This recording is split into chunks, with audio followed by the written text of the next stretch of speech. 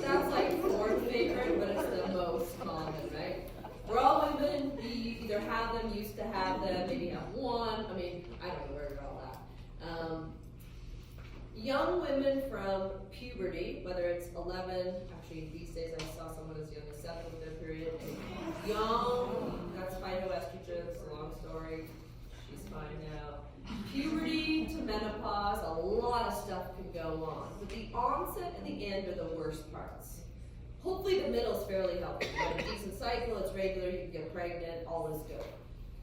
The good thing about the ovaries is they're easy to test. That's the good news. I can check estrogen and progesterone and testosterone, which they secrete all three. And we can see where you're at. I test on certain days of the cycle. If you don't have a cycle, it doesn't matter.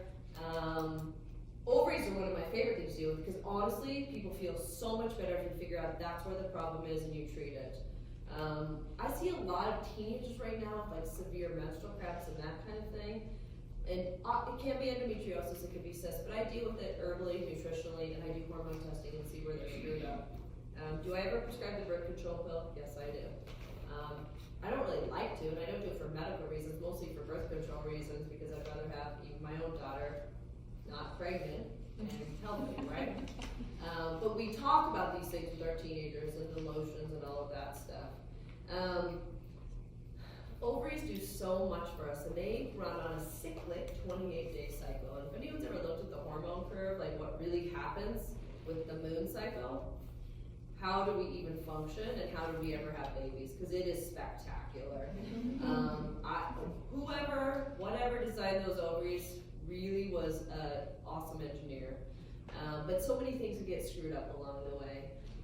Perimenopause means around the time of menopause, and that's when the ovaries are like, they're yawning, like, yeah, she ain't having any more babies. I'm thinking about giving it up. I only have a few eggs left in the factory. I'm gonna call it quits. Maybe I'll last a few more months. That's perimenopause. Menopause is like, no, gates are closed, we're done, hormone production goes way down. And things can cause that too. If you get sick, I've had people like a death or a marriage or a move, boom, menopause starts. Chemo for breast cancer, you name it. But the ovaries just say, I'm done, because they just put up the fence and say, you're not having any more babies because you're not fit enough anymore. Truly.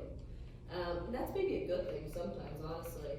Testing is super easy. You can do blood, you can do saliva, people do urine. I don't do urine, it's just not my preferred method. I'm not saying it's bad, I just don't do that.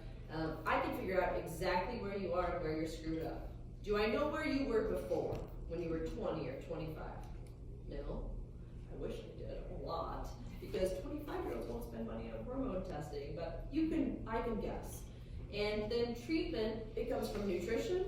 You need to sleep more, it comes from herbs, it comes from lots of things, and then it comes from Becky, which we supplement estrogen, progesterone, and testosterone in all different forms, shapes, sizes, colors. That's her thing.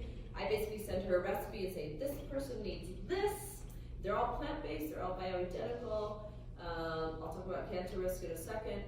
Becky makes it up, she makes it better than I would ever make it, and then people are totally happy. And it is life-changing. It's one of my favorite things, because usually when I put someone new on bioidenticals, I'm like, oh my God, in a month, because I have everyone check in a month. It's usually good. Or maybe there's something we have to work out, but most of the time it's like, I feel so much better, and I'm sleeping, I'm not having hot flashes, and my boobs don't hurt. My husband likes me. Oh, me too.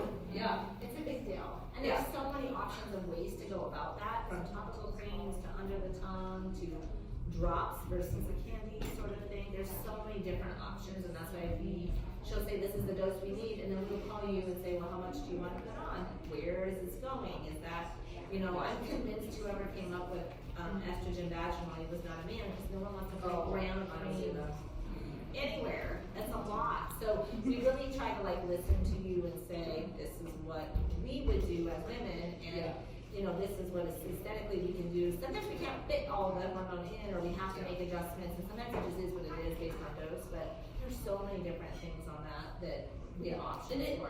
And I have people that their only complaint is hot flashes, which could be life altering, because people are miserable during the day, they're at work, and then they can't sleep at night, which guess what sleep does? It screws up everything, including adrenals and thyroid and blah, blah, blah. And so if we can even give them a little dose at bedtime so they don't have hot flashes, it's truly amazing. Here's the latest study, I just want to throw this out there. 10 years of full hormone replacement, which I never do, and this lumps synthetic and natural all in the same basket, which I don't do the synthetic. I hope you're all getting that. 10 years full hormone replacement from the natural age of menopause, which is 52 in this country. I see it much younger, but anyway. So until 62, full hormone, 1% increased risk of female cancer. Breathing gas fumes, I think, increases it more than that. So don't let hormone or HRT scare you, especially bioidentical HRT. And that just means it comes from plants, the scientists tinker with it so it's active, and then Becky puts it in a formula that you all can take. And your cells go, oh my God, her ovaries are making estrogen again. Guess what the brain does? The pituitary and the hypothalamus goes, fuck, she's 10 years younger. This is what we all want. That's what we all want. You want your brain to be sharp? All those things. You talked about hormones being bad guys. Would you talk about the difference between the good guys and the bad guys? Yes, good question. So, are there bad guys? I'm not really sure they exist because even some of the synthetic hormones, the studies that have been done on them are not very good. There was a 2002 study, the Women's Health Initiative, that really poo-pooed estrogen and progesterone. Really, in the end, what happened was synthetic progesterone, which is called progestin. That's the evil one. It wasn't even the estrogen, not even the fake estrogen. Fake estrogen is from horses, it's Premarin, if that's the common name, and it's isolated from horse estrogen, and that's a whole industry, etc. It does not look under a microscope the same as a bioidentical estrogen or a human estrogen. So if you were to look and go, horse estrogen, human estrogen, bioidentical estrogen, the two on the end match 100%. And that's why it gets into far less trouble than the horse estrogen. That's the difference between natural and not natural. Food phytoestrogens, we actually don't know a lot. So, excuse me, you guys have heard of, like even soy, sweet potato, actually someone just said to me, black cohosh, the herb that's often used with menopause. There's some phytoestrogenic qualities. What does that mean? Well, it means it binds to the same receptor as estrogen, as real estrogen. Her estrogen, my estrogen, your estrogen. And does it turn the cell on or off? Does it protect the cell? Does it turn it on? We actually don't know. And so I verge on the side of caution with even black cohosh in my breast cancer patients. I don't go there. I might use estriol, which is a different form of estrogen. It's very gentle. You can use it vaginally and it helps the vag area, but it has no bearing on the estrogen receptors in the rest of their body. But it could preserve their libido, vaginal moisture, prevent yeast infections, etc. There's a huge discrepancy. Some of the risk too is the route. So if you're taking it orally and then it's going through the liver, etc., some of it also has to do with the metabolite. So if you have a metabolism disorder, you know, we start with estrone, estradiol, estriol. So if you can't metabolize down to that not inactive, but to that lesser form, if it gets stuck somewhere, because of what we're doing, caffeine, I mean, there's all sorts of reasons that happens. That also makes a difference. And those things are the things that aren't really explained in some of those studies. So route matters. And this is where I think that individualized talking to someone for a long time about that and what that looks like and the lifestyle habits. Are they a smoker? Do they eat cruciferous vegetables? Like all of those things matter in a good or bad way. Liver health, I mean liver health is ultimately very important with hormonal health, and that's part of my intake with people. And I do labs oftentimes to see where their liver is. Here's the other thing, when I do hormones, and I do natural hormones almost exclusively, I never give full dose, hardly ever, whatever that is, I'm not even sure.